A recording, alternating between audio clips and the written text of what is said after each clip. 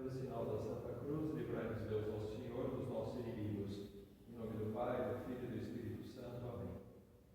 Meu Senhor e meu Deus, creio firmemente que estás aqui, que me vês, que me ouves. Adoro-te com profunda reverência, peço-te perdão dos meus pecados e graça para fazer com fruto esse tempo de oração. Minha Mãe Imaculada, São José, meu Pai e Senhor, meu anjo da guarda, intercedei por mim.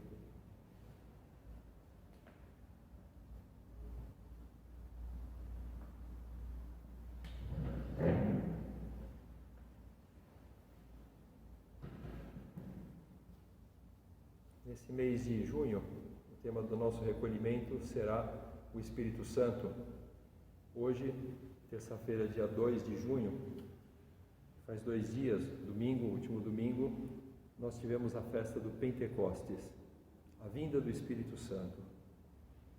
E nada melhor, agora começando esse momento de oração, com Jesus aqui, como você pode ver atrás de mim no sacrário, você aí na sua casa, certamente recolhido em oração, tem o próprio Espírito Santo que habita na sua alma, de modo que temos todas as condições para fazer uma boa oração, refletir sobre esse grande mistério de amor que é o Espírito Santo. E para isso, nada melhor que contemplar um pouco a própria cena do Pentecostes que nós recordamos desse último domingo. Nós lemos isso no livro dos Atos dos Apóstolos, capítulo 2.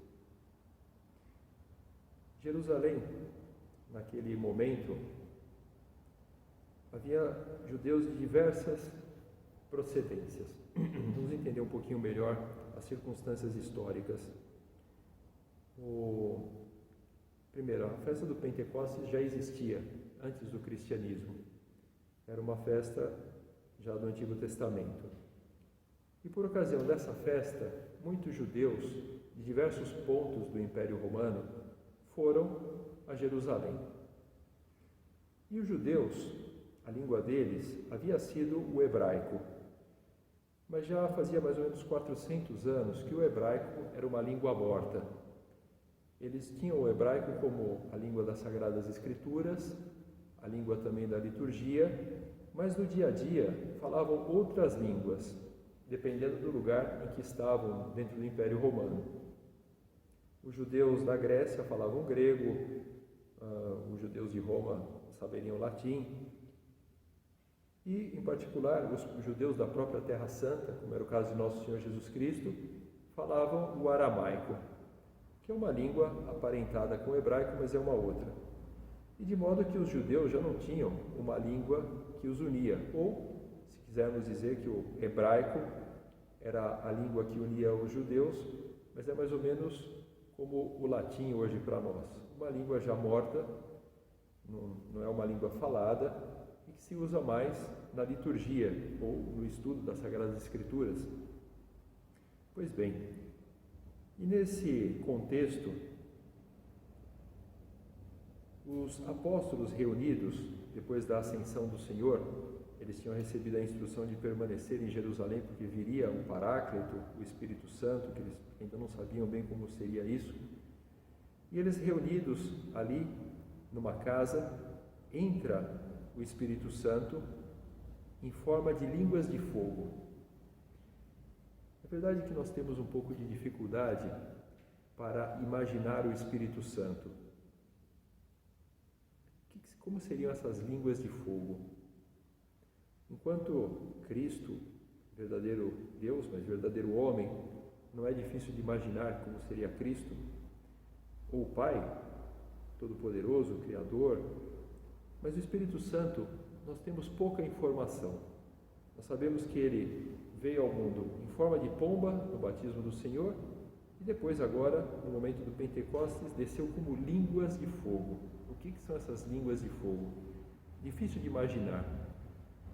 Existem representações, inclusive quadros importantes, é o Greco, por exemplo, tem um quadro muito famoso do Pentecostes. Então você vê ali os apóstolos reunidos, também está Nossa Senhora ao centro, e descendo do céu como se fosse uma chuva, você vê algumas línguas humanas que estão pegando fogo.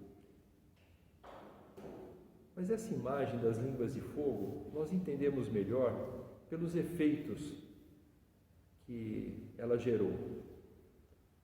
Nós falávamos antes que os judeus não tinham uma língua comum, e eles estavam ali em Jerusalém, reunidos, e o que aconteceu é que depois de receberem o Espírito Santo nessa forma de línguas de fogo, os apóstolos começaram a falar outras línguas, quer dizer, um fenômeno sobrenatural, quer dizer, não era natural, eles nunca haviam estudado aquelas línguas e estavam ali falando em outros idiomas. Tanto é que os judeus que iam vindo, que eram de diversos pontos do Império Romano, como nós dizíamos, e com línguas muito diferentes, comentaram: não são porventura galileus todos estes que falam? Como então todos nós os ouvimos falar, cada um em nossa própria língua materna? Essa é a manifestação do Espírito Santo no Pentecostes. Ele entra nos apóstolos, e os apóstolos começam a comunicar a verdade de Cristo, de modo que os outros homens entendem tudo o que eles estão falando, mesmo que sejam de línguas diferentes. Um grande milagre que aconteceu naquele dia. E esse Espírito Santo, que conhece a língua de cada homem, que é aquilo de mais interno que nós temos, a nossa língua cria uma identidade entre nós. Nós nos entendemos através de uma língua que nós falamos. E às vezes nós temos dificuldades para encontrar palavras na nossa própria língua materna para descrever sentimentos ou ideias, coisas que acontecem conosco. Por exemplo, às vezes quando nós queremos fazer uma confissão, queremos ser sinceros, queremos abrir a nossa alma a Jesus Cristo e pedir perdão, e queremos contar na confissão quais foram os nossos pensamentos, as nossas intenções, o que nos movia, e às vezes procurando palavras para explicar aquilo que se passa dentro de nós, nós não encontramos essas palavras, às vezes não conseguimos explicar o que se passa. Pois bem, e essas palavras desconhecidas, que às vezes não conseguimos nem nós mesmos expressar, o Espírito Santo conhece. O Espírito Santo é um grande íntimo de nós, ele conhece o nosso interior.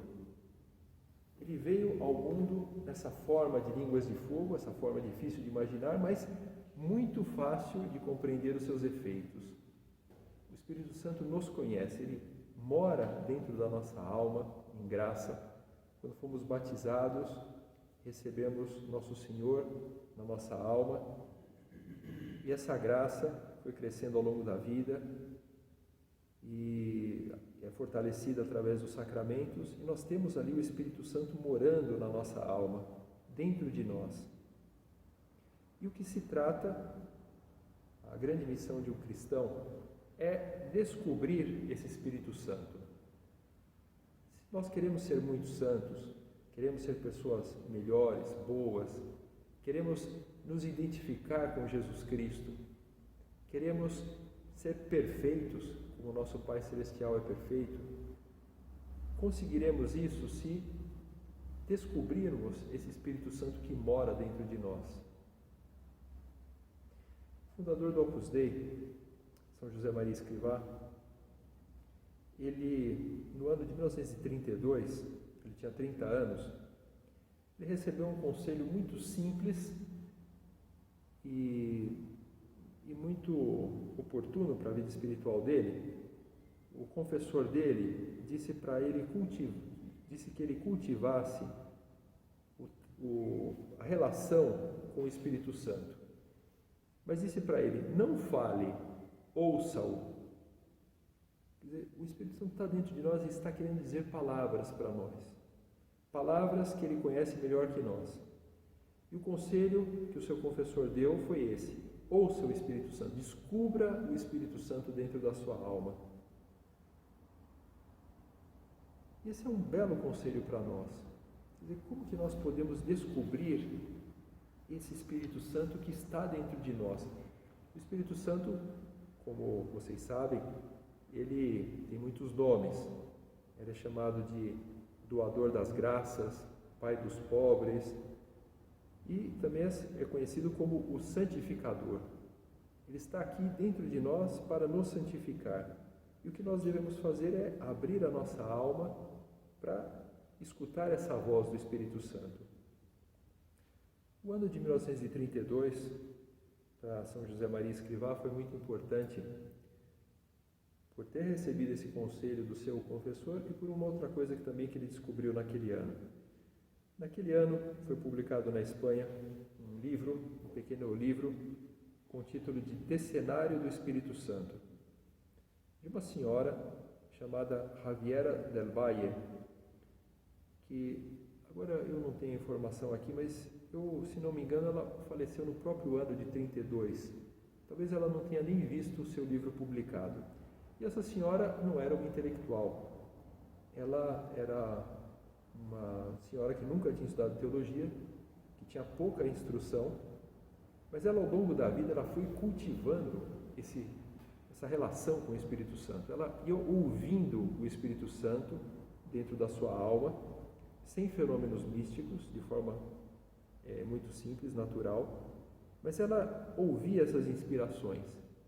E ela foi tendo amizade com o Espírito Santo, uma amizade tão grande que o seu confessor pediu que ela escrevesse. Então ela escreveu um livro muito bonito, muito profundo e ao mesmo tempo muito simples. Todas as palavras que ela usa são palavras simples, de vocabulário básico, mas de uma verdade, de uma profundidade incrível. E esse decenário, como diz o título, para ser vivido em 10 dias, é uma preparação ideal para a festa do Pentecostes. Embora agora, assistindo essa meditação, você vai pensar, já passou a festa do Pentecostes? Sim, já passou. Então ele veio e agora é o momento para cultivar esse amor, essa relação com o Espírito Santo, esse ouvir a voz do Espírito Santo. Por isso, esse livro ele é bom, na verdade, para todos os momentos do ano. Como eu dizia, ele está dividido em 10 dias. No quarto dia, ela se dedica a explicar o que ela chama de escola do Espírito Santo. Quer dizer, ela diz que o Espírito Santo, ele abre uma escola, ele tem uma escola dentro da nossa alma, e ele é um mestre. E ele vai explicando para nós as coisas que nós devemos fazer. Mas essas inspirações que às vezes nós sentimos, às vezes a gente até se chama de voz da consciência, e está correto também dizer isso, mas muitas vezes é o próprio Espírito Santo que está nos dizendo, olha, por que você não faz isso? Por que agora você não é mais paciente com essa pessoa? Por que você não sorri mais para sua esposa? Por que você não oferece a Deus essa pequena mortificação? Você que estava trabalhando e começa a sentir um desejo assim de cortar o trabalho na hora que devia continuar trabalhando e começar a ler notícia na internet por preguiça e alguma coisa dentro de você diz, não, continue trabalhando. Tudo isso é o Espírito Santo. O Espírito Santo que tem essa escola dentro da nossa alma e ele vai ensinando, ele vai falando, olha, faça isso como um mestre, um bom professor que vai dizendo para o seu aluno, faça isso, ou não faça aquilo, vai por aqui, você quer aprender bem essa matéria, dominar esse assunto, faça dessa forma. E ela escreve no livro, este divino mestre põe a sua escola no interior das almas que lhe pedem e ardentemente desejam tê-lo por mestre. Antes de entrar nesta escola, era-se rude, sem capacidade, muito torpe para entender o que se ouvia pregar. E entrando nela, com que facilidade se aprende tudo. A escola do Espírito Santo. Como ser um bom aluno dessa escola? Na verdade, essa pergunta é simplesmente uma tradução da pergunta como ser santo. Se você quer ser santo, é seguir essas orientações do Espírito Santo, descobrir que você tem um treinador. Aqui vamos usar uma palavra mais coloquial, mas muito utilizada hoje. Você quer fazer coaching? Se você quer um especialista que vai ajudar você a melhorar, no caso, na vida espiritual, você pode ter um diretor espiritual, isso é muito bom, um confessor, buscar. Mas, antes até de um confessor, você tem o Espírito Santo na sua alma. E cultive essa relação com o Espírito Santo. Ouça a voz do Espírito Santo. Voltando a São José Maria Escrivá, ele tinha uma boa relação com o Espírito Santo, já antes do ano de 1932. No ano em que ele foi ordenado sacerdote, que era 1925, 7 anos antes, há um episódio bastante conhecido, muito breve, mas ao mesmo tempo muito interessante e pertinente sobre isso que nós estamos falando, que ele foi ordenado e foi enviado para uma cidadezinha pequena, aquilo que os espanhóis chamam de pueblo. Aqui no Brasil a gente diria, acho que a gente ia acabar falando cidadezinha, mas isso na Espanha é muito pequeno mesmo, quer dizer, seria uma habitação assim de 200, 300 pessoas no meio do campo, muitas vezes bastante isolado. E ele, naquele lugar, e as circunstâncias não eram favoráveis, o sacerdote que estava ali, ele havia abandonado a igreja. Imagina, chegar numa cidadezinha em que os fiéis ali da paróquia estão um pouco decepcionados com o sacerdote que abandonou o lugar. A igreja estava fechada, toda suja. E ele começou a colocar em ordem as coisas. A primeira atitude dele foi varrer a igreja. Depois foi organizando o horário da missa, o horário de recitação do terço, catequese para as crianças, catequese para os adultos. Ele tinha, toda a vida ele viveu esse aproveitamento do tempo, usar bem o tempo que ele tinha disponível. E uma das coisas que ele não queria fazer era dormir a siesta, que era bastante comum naquela região. Por isso, depois do almoço, uma das coisas que ele podia fazer e aproveitava o tempo fazendo era, ele dava umas aulas de catecismo para um menino que era filho da família que o havia acolhido na sua casa. E esse menino ele não podia participar das aulas de catequese com as outras crianças porque ele tinha que cuidar das cabras da família, tinha que levar para o campo. E justamente depois do almoço em que ele estava livre, São José Maria dava umas aulas de catecismo para o menino. E um dia ele pergunta para o garoto: se fosses rico, muito rico, o que gostarias de fazer? Bom, aí o menino não entendeu o que era a palavra rico. E ele teve que explicar, olha, rico imagina, você tem aqui 20 cabras, imagina que em vez de 20 você tivesse 200, imagina que a sua casa fosse maior, imagina que você, aqui no seu pomar, tivesse essas árvores, mas o pomar fosse maior e muitas outras. E o garoto, pela primeira vez na vida, começa a compreender o que seria uma pessoa rica. Estamos numa época em que não havia televisão, nem rádio, uma cidadezinha pequena, perdida, no meio do interior da Espanha, e era natural naquele momento em que uma criança não tivesse nenhuma ideia do que seria um rico. Mas o garoto, quando começa a entender o que é riqueza, ele responde que a coisa que ele mais gostaria de fazer se ele fosse rico era, ele disse, comeria cada prato de ensopado com vinho. E naquele momento, São José Maria ficou muito sério com essa resposta. E ele diz, José Maria é o Espírito Santo que fala. Ele viu que pela boca daquele menino estava falando o Espírito Santo. Por quê?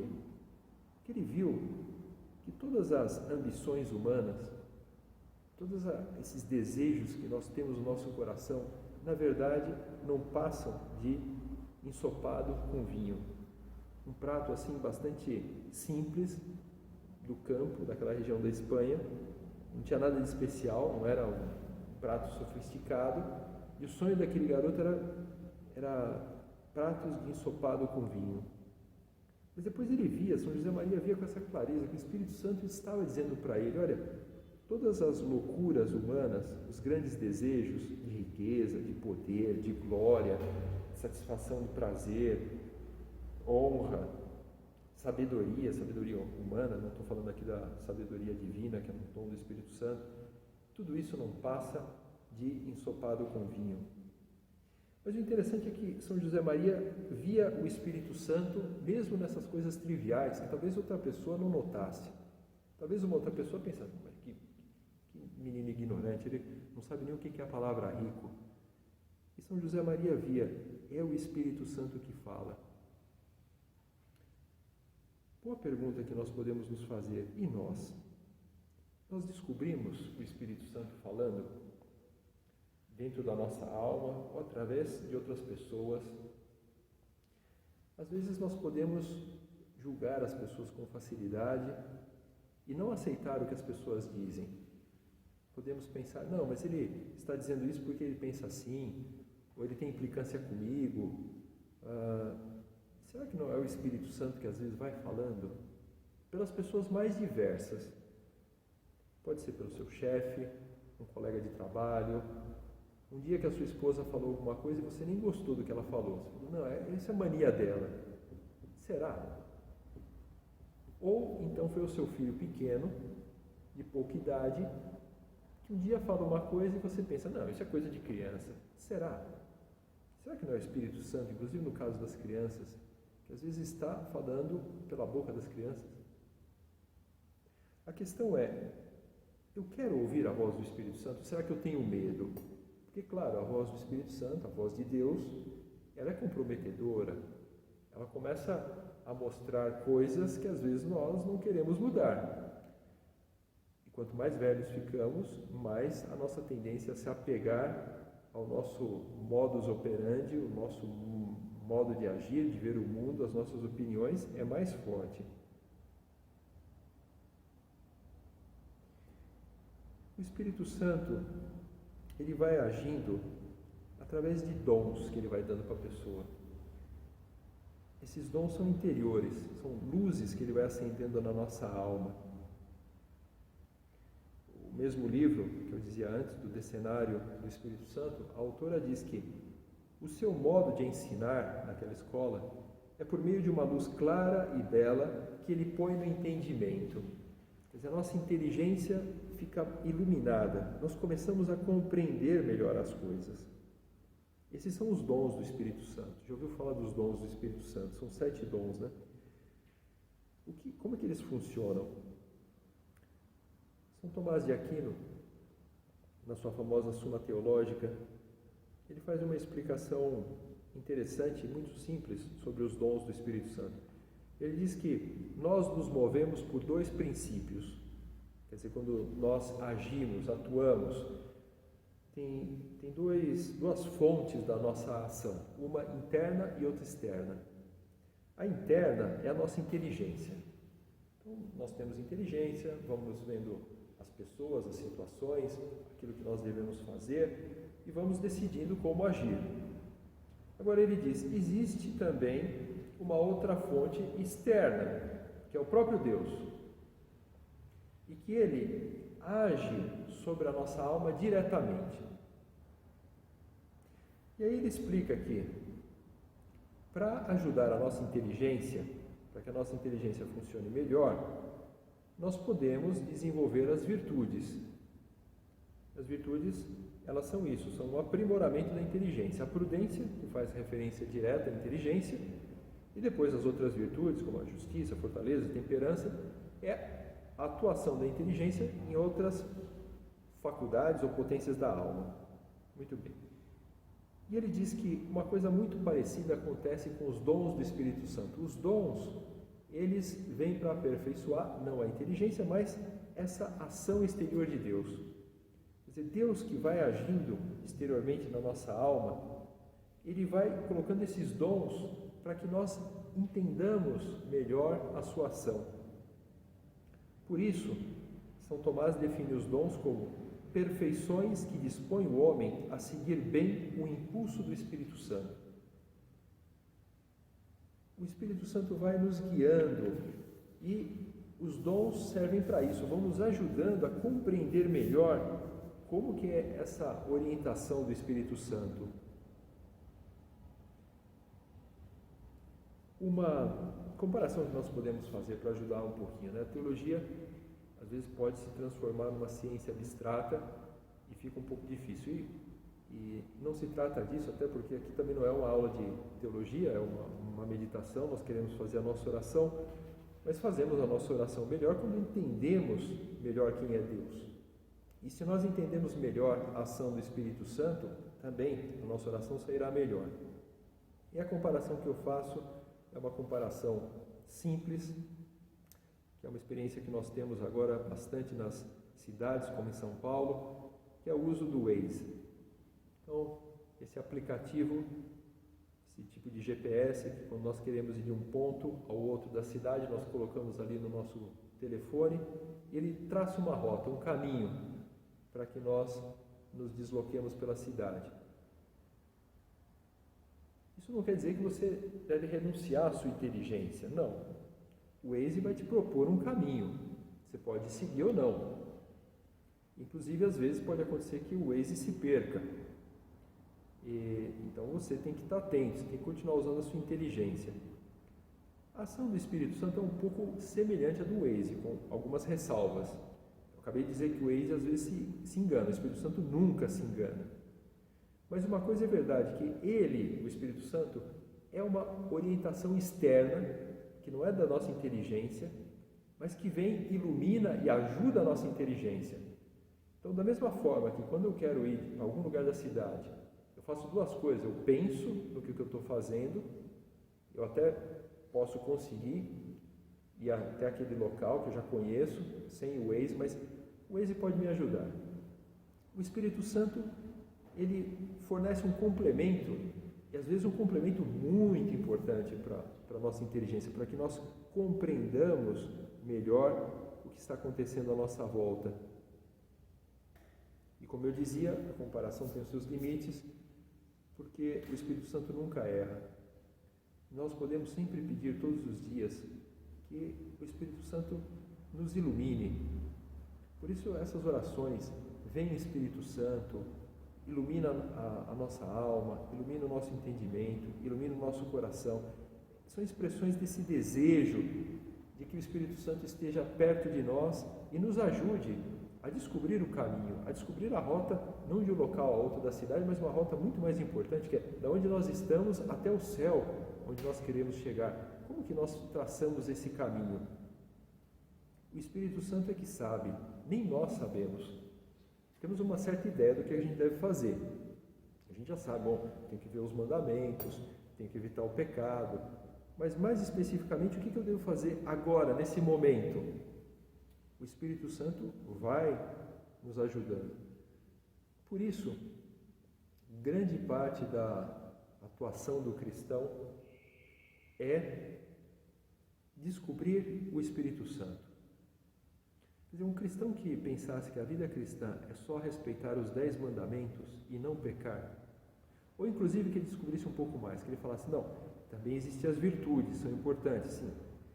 Você pode lutar também para conseguir as virtudes, mas se ele desprezasse o Espírito Santo, se ele pensasse, não, eu vou lutando aqui na vida espiritual, mas sem contar com o Espírito Santo, ele não consegue ser santo.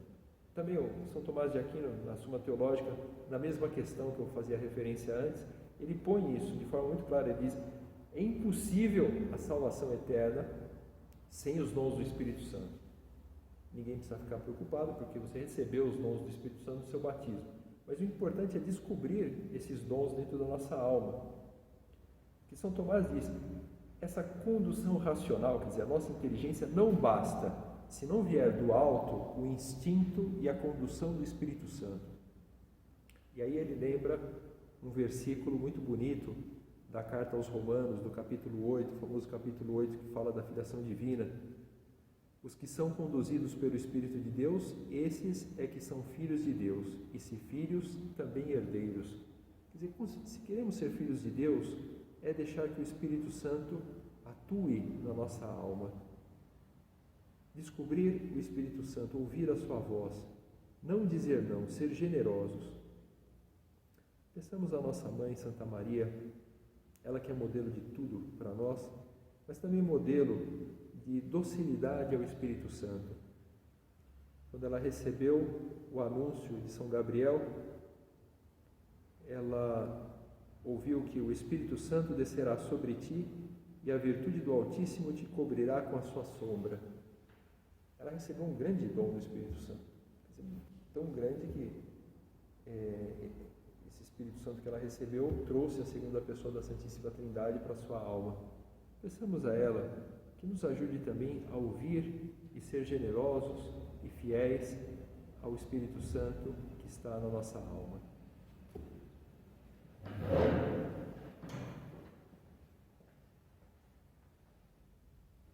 Dou-te graças, meu Deus, pelos bons propósitos, afetos e inspirações que me comunicassem nessa meditação. Peço-te ajuda para os pôr em prática. Minha Mãe Imaculada, São José, meu Pai e Senhor, meu anjo da guarda, intercedei por mim.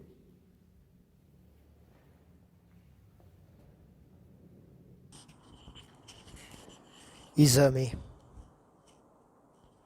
Ato de presença de Deus.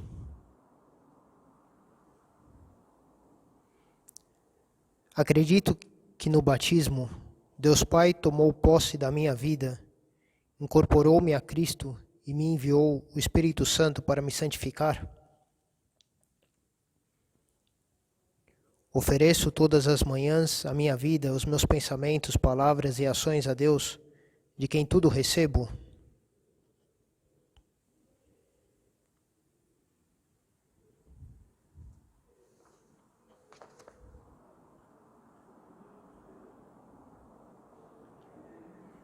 Peço luzes ao Espírito Santo para conhecer o que Deus me pede em cada momento e força para levá-lo à prática.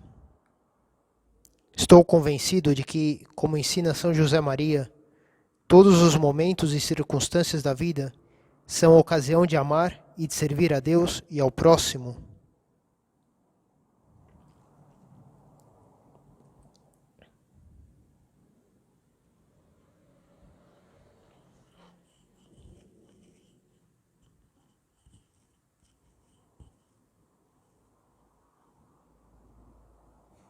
Compreendo que se me deixo vencer pela rotina má, pelo aborrecimento e o fastio da vida diária, isso se deve mais ao meu vazio espiritual do que às dificuldades e circunstâncias externas.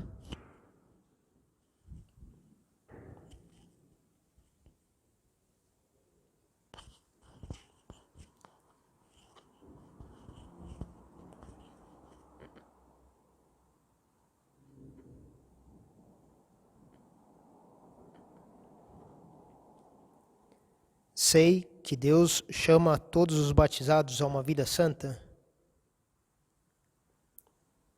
Vejo com clareza que os pequenos deveres cotidianos são expressão da vontade de Deus e, portanto, linhas de rumo que marcam o caminho da minha santificação e das virtudes que devo praticar.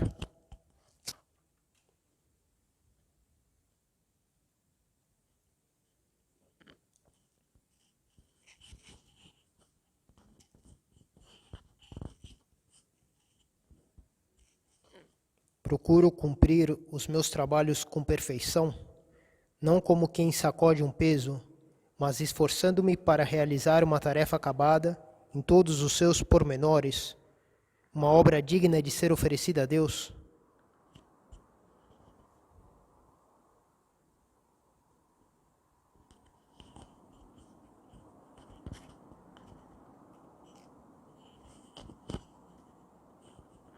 Recorro à intercessão de São José Maria, o santo do cotidiano, como chamou São João Paulo II, para que me ajude a transmitir, na aparente monotonia do dia a dia, a luz e a alegria cristãs aos meus familiares, colegas e amigos.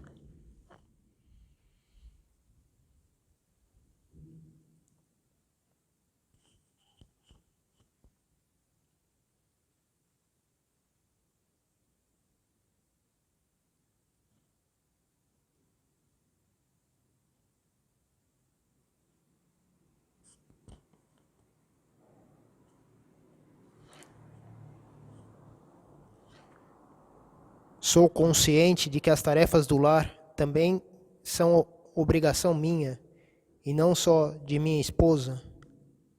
Estudo a maneira de animar todos em casa para que colaborem nessas tarefas com espírito de amor, de sacrifício e solidariedade.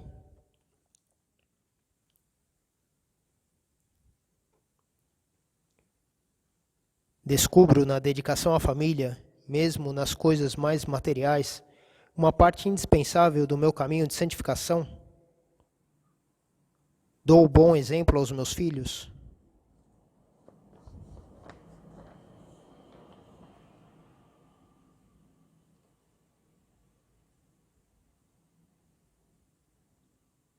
Compreendo que depende de mim, em grande parte, o ambiente sereno e positivo da minha casa. Luto para evitar o mau humor, as queixas e críticas negativas.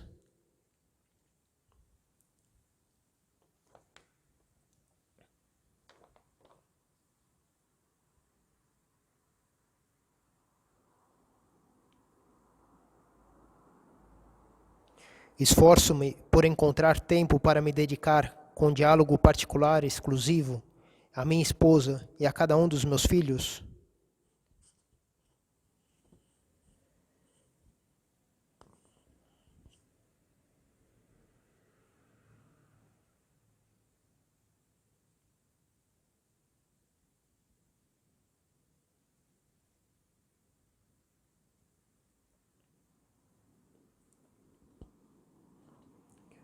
O orgulho, o amor próprio, é o maior inimigo do relacionamento conjugal. Discuto por coisas de pouca importância, só por achar que estou com a razão. Peço perdão se fiquei irritado, se fui grosseiro ou impaciente. Peço ajuda a Deus para que fatos desse tipo sejam cada vez menos frequentes.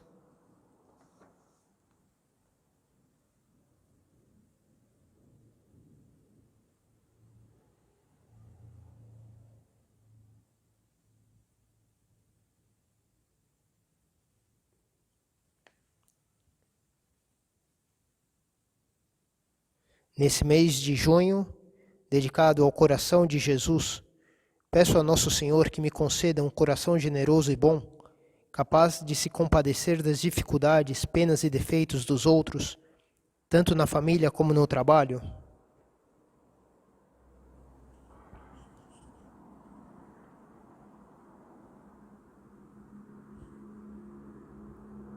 Ato de contrição.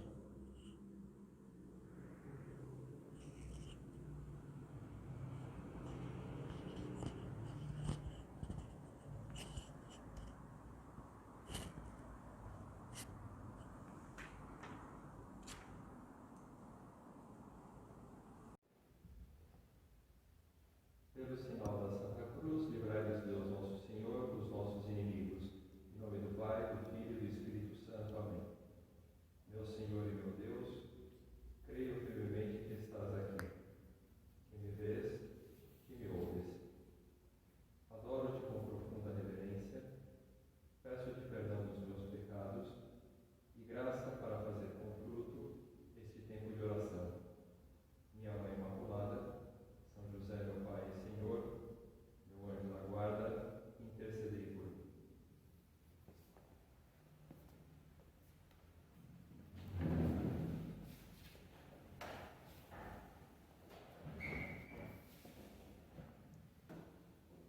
Agora, a nossa segunda meditação do recolhimento terá como tema a alegria. E alguém pode perguntar, mas qual é a relação da alegria com o tema da primeira meditação, que foi o Espírito Santo? Bem, a alegria é um dos frutos do Espírito Santo. Na primeira meditação nós falávamos um pouco sobre os dons do Espírito Santo. Essas graças especiais que o Espírito Santo coloca na nossa alma e que nos ajudam a agir melhor. E a alegria é diferente, ela é um dos frutos. O que são os frutos? Os frutos, eles são enumerados por São Paulo na sua carta aos Gálatas, e são consequências, como o nome diz, efeitos dessa ação do Espírito Santo. Quer dizer, os dons causam uma boa ação.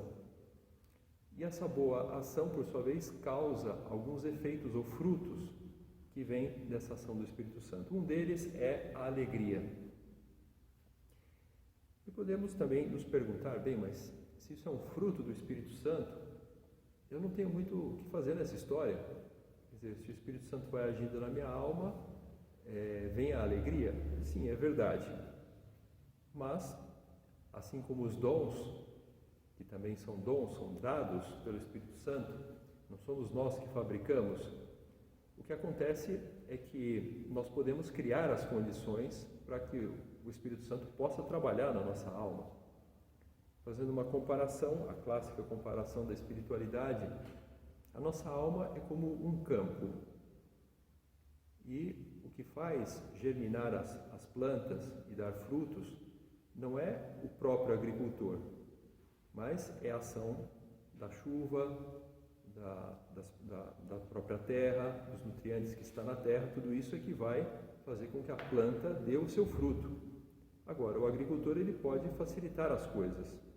Ele pode colocar a água, ele pode colocar mais nutrientes na terra se é necessário, e assim vêm esses frutos. Da mesma forma, a ação do Espírito Santo, ela pode ser facilitada ou impedida pela nossa própria ação. Quando pensamos na alegria, para que também tudo não fique abstrato, é bom pensar também em nosso Senhor Jesus Cristo. Ele, segundo a pessoa da Santíssima Trindade, onde ele estava, também estava o Espírito Santo. Por uma característica da Santíssima Trindade, que é bastante estudada na teologia, onde está uma das três pessoas, estão as outras duas com ela. O Senhor Cristo, Jesus Cristo, ele era cheio do Espírito Santo e era alegre. Onde no Evangelho fala que Jesus Cristo é alegre? Tem alguma passagem que fala que ele estava rindo? Olha, diretamente não há nenhuma passagem, mas nem tudo da vida de Cristo está escrito nos Evangelhos. Assim termina o Evangelho de São João. Ele vai recordando que, se fosse para contar tudo o que Cristo fez, não seriam suficientes livros na terra. Então, podemos deduzir uma série de coisas da vida do Senhor, mesmo que não estejam escritas. Mas basta ver como ele era uma pessoa amável, uma pessoa acolhedora, que mesmo pessoas que eram desprezadas na sociedade, pecadores públicos, eles queriam estar com Cristo. Então, não é possível que Cristo não fosse uma pessoa alegre. Se Cristo fosse uma pessoa triste, mal-humorada, essas pessoas não queriam se aproximar dele, principalmente as crianças. As crianças, a passagem que fala que as crianças queriam se aproximar de Cristo com as suas mães, que é contada em 3 dos evangelhos, e os apóstolos estavam tentando impedir, e Cristo disse, não, deixem que as crianças venham a mim. Isso é uma prova de que Cristo era uma pessoa alegre. Mas as crianças não buscam pessoas tristes, mal-humoradas. Então podemos ter essa segurança que Jesus era uma pessoa alegre. E nós podemos pedir a Ele, agora nessa nossa oração, que nos ensine essa alegria verdadeira que vem do Espírito Santo. Como podemos ser pessoas alegres? Primeira coisa, para que sejamos alegres, e se estamos agora fazendo a nossa oração, estamos tentando falar com Deus, uma das primeiras características que devemos pensar e examinar é: eu estou bem com Deus? Inclusive, isso pode ser a causa de alguma tristeza. Quando uma pessoa tem uma dificuldade com Deus, tem algum problema, então essa pessoa não pode ser alegre. Se há algum pecado na minha vida, pecados todos temos, mas será que existe algum pecado que eu não quero me arrepender? Será que eu tenho algum ódio no meu coração? Contra algo, contra alguém? Será que tem alguma coisa que eu sei que é pecado, mas eu não quero abrir mão disso? Por exemplo, pode ser uma forma de não estar bem com Deus. Como eu dizia, o pecado em si, ele não afasta de Deus, se nós nos arrependemos. O que é um problema é quando não nos arrependemos. Podemos ler aqui o capítulo 9 do Evangelho de São Mateus, quando ele conta a sua própria vocação, quando o Senhor passou perto dele e chamou São Mateus. Partindo Jesus dali, viu um homem chamado Mateus, que estava sentado na banca das cobranças, e disse-lhe: segue-me. E ele, levantando-se, o seguiu. Essa passagem é muito breve, um versículo, requer explicação, requer recordar uma coisa, que São Mateus era um publicano, por isso ele estava na banca. O publicano, ele cobrava imposto.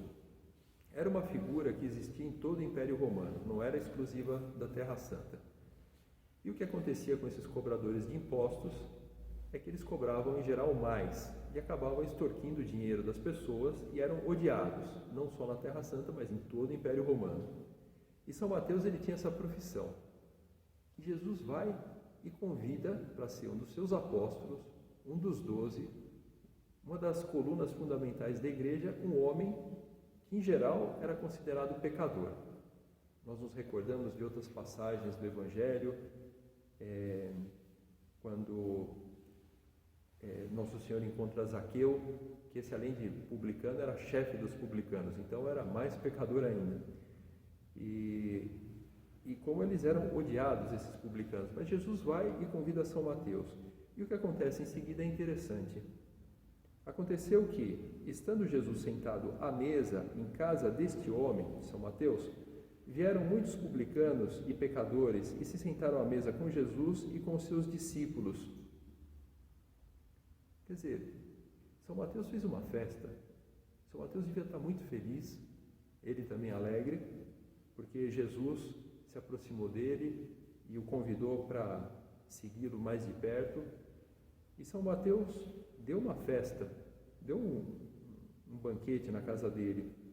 E é interessante que, novamente, os publicanos e pecadores se aproximam de Cristo. Então estavam alegres. Cristo tinha esse poder de atração que vinha da sua alegria. No entanto, não eram todos que se alegravam com Cristo. Porque São Mateus continua dizendo que, vendo isto, os fariseus diziam aos seus discípulos: por que motivo come o vosso mestre com os publicanos e pecadores? Os fariseus, eles, como sabemos, era essa casta que havia em Israel, de homens que eram muito religiosos, acreditavam em Deus, faziam as suas orações, faziam penitência, mas tinham um coração duro em geral. E Nosso Senhor, em outras passagens do Evangelho, diz que eles eram hipócritas, porque eles falavam de Deus, mas não viviam conforme Deus, eles não amavam realmente as pessoas. E depois que os fariseus dirigem essa pergunta, Jesus, ouvindo isto, disse... Então, os fariseus não tiveram coragem de perguntar diretamente para Jesus. Os fariseus vão e perguntam para os discípulos. Fica aquela conversa disfarçada, daquela pessoa um pouco covarde, que em vez de interpelar diretamente o interlocutor, fica falando de forma velada. Mas Jesus se adianta e já responde: os sãos não têm necessidade de médico, mas sim os enfermos. Ide e aprendei o que significa: quero misericórdia e não sacrifício, porque eu não vim chamar os justos, mas os pecadores. Então, o Senhor aceita aquele banquete de São Mateus, está alegre com eles e vai explicando que é necessário se alegrar, porque ele veio para chamar os pecadores. E por isso nós podemos estar muito alegres. A verdadeira alegria cristã é essa, é saber que Jesus nos ama muito. Não é que nós somos perfeitos. Esse é o cristão decepcionado, que ele pensa: não, eu estou feliz porque eu sou perfeito. Não, se alguém pensasse assim, já era para levar ao psiquiatra, né? Mas, às vezes, no fundo, uma pessoa pode estar pensando dessa forma: não, eu estou contente porque na minha vida está tudo bem, eu faço bem as coisas. Cuidado, cuidado, você está pensando como um fariseu. E logo em seguida, depois dos fariseus, aí se aproxima um segundo grupo, também para perguntar para Cristo que história é essa de fazer banquete em casa de publicano. Mas aí, o segundo grupo é um pouco diferente. O primeiro era um grupo falso. Os fariseus. O segundo já são pessoas bem intencionadas, mas que também estão um pouco perplexas com aquilo lá, que são os discípulos de João Batista. Então, imagine o contraste, quer dizer, João Batista, pregando no deserto, vestido com pele de camelo. Eu nunca vi pele de camelo na minha vida, mas eu acho que é áspera pelas descrições. E comendo gafanhotos. Também nunca comi gafanhotos, mas também não quero comer gafanhotos, não está nos meus projetos. E eu imagino que não deve ser muito agradável. Gafanhoto e mel silvestre. Então, João Batista tinha uma vida bem rigorosa, nunca bebeu vinho na vida. E o que acontece?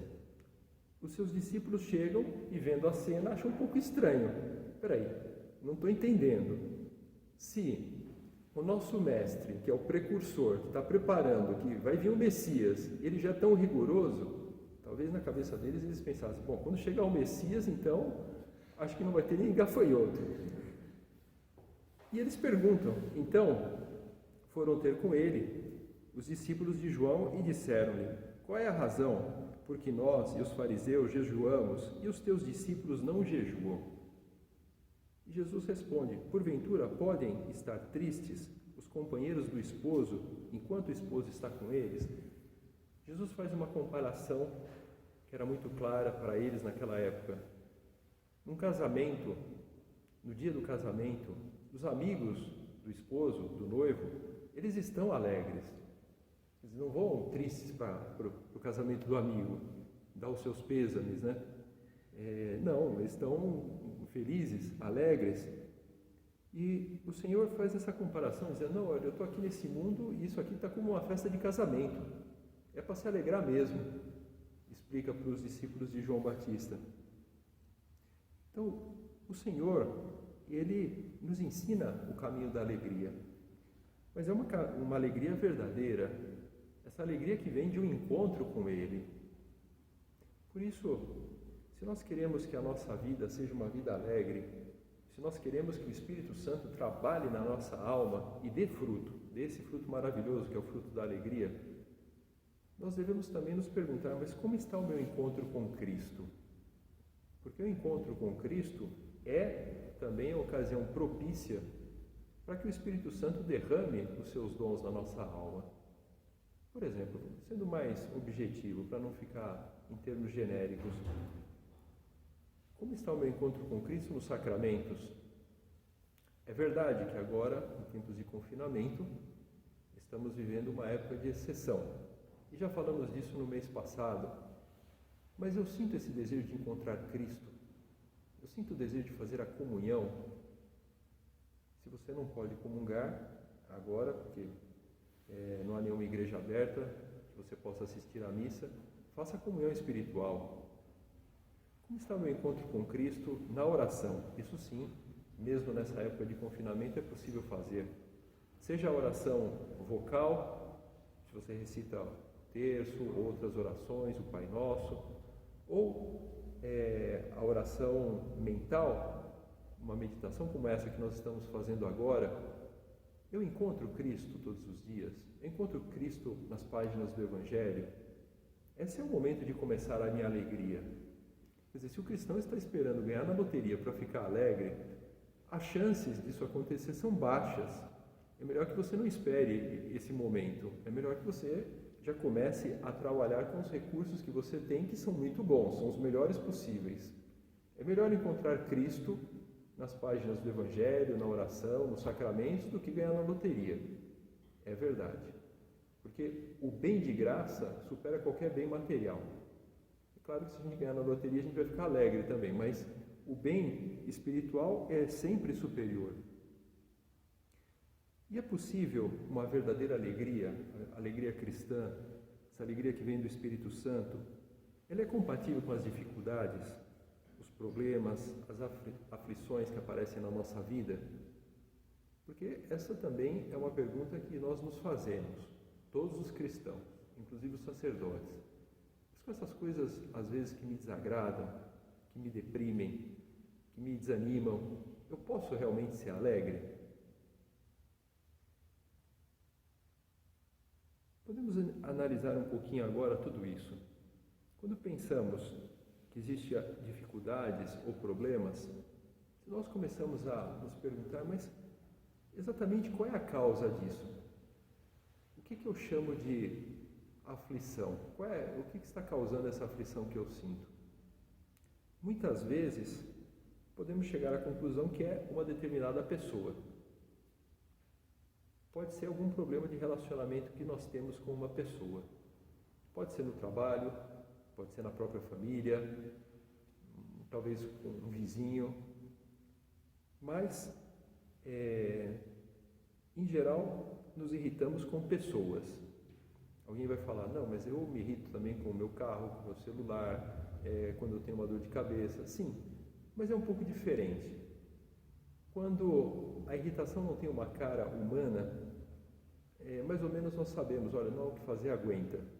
Agora, quando tem uma cara humana, é que nós, em geral, perdemos a nossa paz. Se isso acontece, que nos irritamos com pessoas e perdemos a alegria por causa de pessoas, vem a pergunta, mas não será um egoísmo da minha parte? Será que talvez eu não esteja querendo ver o mundo de uma determinada maneira? E será que talvez eu não esteja entendendo as pessoas como são, diferentes de mim, até com seus defeitos? Como que está aí a minha flexibilidade para entender as outras pessoas? Às vezes, o que nos causa sofrimento, propriamente, não é que uma outra pessoa se comporta de uma maneira que nós pensamos que não está muito certa. O grande problema é esse, é que nós queríamos que ela se comportasse de uma maneira específica. Queria muito que o filho ele fizesse aquela faculdade, mas ele escolheu outro curso. E o que você faz então? Bem, ele não vai mudar de opinião. Isso eu estou falando de uma coisa boa. Imagina quando é uma coisa que já não é tão boa como escolher uma faculdade. Como conviver com as pessoas? Como vencer o egoísmo? O egoísmo é, muitas vezes, a causa da nossa tristeza. A pessoa que vai se fechando em si mesma, que vai querendo que o mundo seja de uma forma, e quando ela vê que o mundo não se adapta aos seus desejos, então ela começa a se retrair, e ela vai se fechando no seu egoísmo, e ela vai se sentindo incompreendida, e vai buscando uma felicidade egoísta, solitária. Eu vou fazer isso que eu gosto, eu vou me divertir sozinho mesmo. Ele deixa de pensar nas outras pessoas. Mas essa busca de uma felicidade egoísta é uma falsa alegria, é uma alegria que depois traz uma profunda tristeza, uma grande decepção. Como escreveu São José Maria Escrivá no livro Caminho, a relativa e pobre felicidade do egoísta, que se encerra na sua torre de marfim, na sua própria carcaça, não é difícil de conseguir neste mundo.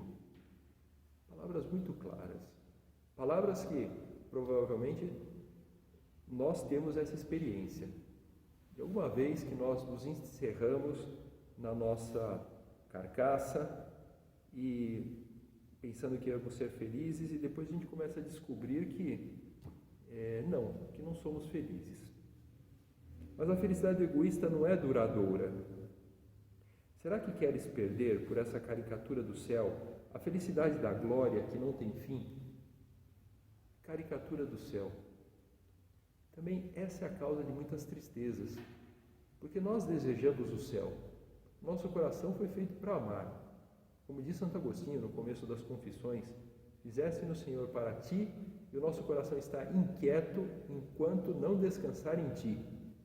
Quer dizer, o nosso projeto, nós fomos fabricados para isso, para amar a Deus. Quer dizer, nós temos dentro de nós, o nosso coração é como uma bússola que está sempre apontando para o norte. Mas o norte magnético aqui é Deus. Nós estamos querendo Deus. E se nós não encontramos isso, nós começamos a buscar outra coisa para substituir. E é o que as pessoas fazem em geral, o que nós fazemos. Pode até ser uma coisa boa, pode ser um pecado mesmo. Mas queremos trocar a felicidade da glória, por essa caricatura do céu?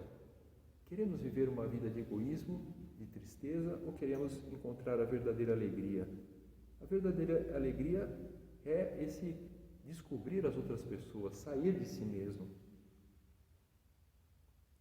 Quando experimentamos o mau humor assim que é corrosivo, que às vezes nós, quando estamos mal-humorados, o que nós queremos é, de certa maneira, que as outras pessoas sintam um pouco do nosso mau humor. É uma coisa um pouco diabólica até, é diabólico mesmo, porque é um pecado que tem bem a cara do demônio. Que ele, no seu ódio a Deus, ele quer arrastar também os homens a odiar a Deus. Como poderíamos lembrar aqui de uma daquelas historinhas daquele menino Calvin. Um dia ele está muito mal-humorado, é um dia de manhã que ele tem que ir para a escola, está fazendo frio, então ele está no ponto de ônibus, esperando o ônibus e com uma cara de poucos amigos. E aí chega aquela coleguinha dele, das historinhas, que é a Suzy, e cumprimenta o Calvin, está muito alegre, bem-humorada, e ele dá uma resposta bem atravessada, assim, e ela fica calada, faz uma cara assim séria, fica até um pouco triste. Depois, no último quadrinho, ele está pensando assim: não há nada melhor para passar o mau humor do que espalhá-lo por aí. É diabólico isso, mas é humano também, e nós temos que tomar muito cuidado com isso, esse desejo de espalhar o mau humor.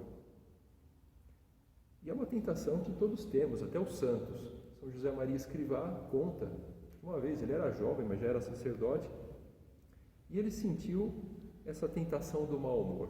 Teve um dia que as coisas não correram bem para o lado dele, e ele ficou com uma cara fechada. E percebendo isso, ele estava caminhando pela rua, e então ele resolveu tirar uma foto. Então, na época, não era fácil tirar uma foto,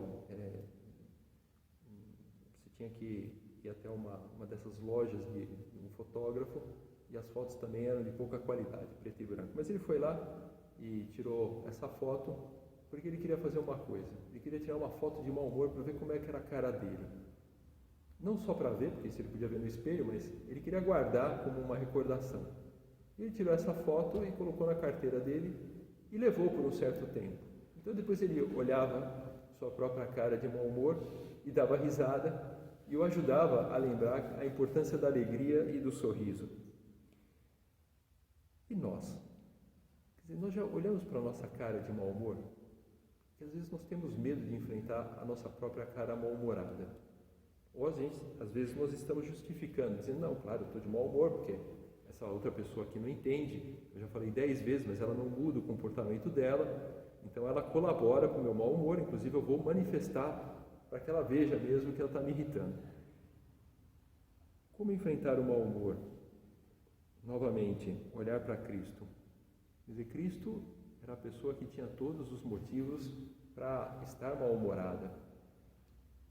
Ele sofreu tanto na sua paixão, e não foi correspondido pelos homens, mas ele foi e amou até o fim. Olhar para Cristo. Nele nós encontramos a verdadeira alegria. Às vezes também podemos ter alguns problemas que dizemos: não, mas esse é um problema sério e por isso eu perdi a alegria. Tenho aqui um problema muito sério no trabalho, estou preocupado, a coisa é grave, envolve várias pessoas, e eu tenho que fazer isso aqui bem feito, inclusive por uma questão de caridade, para ajudar outras pessoas, estou um pouco tenso. Muito bem, mas cuidado, de qualquer maneira cuidado. Um cristão, mesmo quando tem um problema profissional, e é um problema grave, ele não pode esquecer uma coisa, que a sua principal ambição, ela está no céu. Ele não pode perder essa visão de eternidade. Ver que nós estamos aqui nesse mundo só de passagem. Um grande problema profissional é uma coisa muito relativa, nós temos experiência disso. Podemos lembrar aí do passado, coisas que nos preocuparam muito em uma determinada época, passa o tempo E hoje pensando, bem, quem sabe não era para me preocupar tanto. Acho que era jovem, era um pouco ingênuo, não tinha experiência da vida, nem experiência profissional. Fiquei muito preocupado, não era para tanto. E se você começa a pensar na eternidade, e os poucos anos que nós passamos aqui nesse mundo é só uma preparação para isso, que é o definitivo, que é a eternidade, nós podemos rir desde já, sendo responsáveis, é claro, mas podemos ver como essas preocupações são muito relativas. Será que nós perdemos a visão sobrenatural? Será que nós perdemos essa visão de eternidade? Nós esquecemos que a nossa verdadeira casa está no céu e essa casa, esse mundo que é muito bom, que saiu das mãos de Deus, mas é provisório. E não é isso que nos tira a alegria. Por isso, quando sentimos a tentação da tristeza, em geral, por todos os motivos, dificuldades, problemas profissionais, aflições, doenças, nós devemos seguir aquela receita de São Tiago. Na sua carta, já quase no final, São Tiago comenta: está algum de vós triste? Faça oração. Está alegre? Que cante um salmo. Uma bela fórmula. Se estamos tristes, fazer oração, falar com Jesus. Se estamos alegres, também falar com Jesus de outra forma. Podemos agradecer essa alegria, podemos cantar, expressar a nossa alegria a Ele, exteriormente ou interiormente, cada um veja como quer fazer, mas falar com Deus, essa é sempre a fórmula. E a alegria, ela leva a servir. Uma pessoa que está alegre, ela tem esse desejo de fazer o bem, que é o que aconteceu com Nossa Senhora.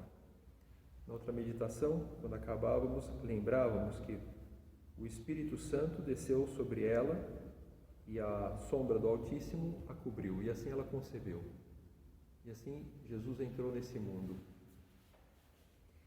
Mas é interessante que ela sentiu uma profunda alegria, e uma alegria com o desejo de servir.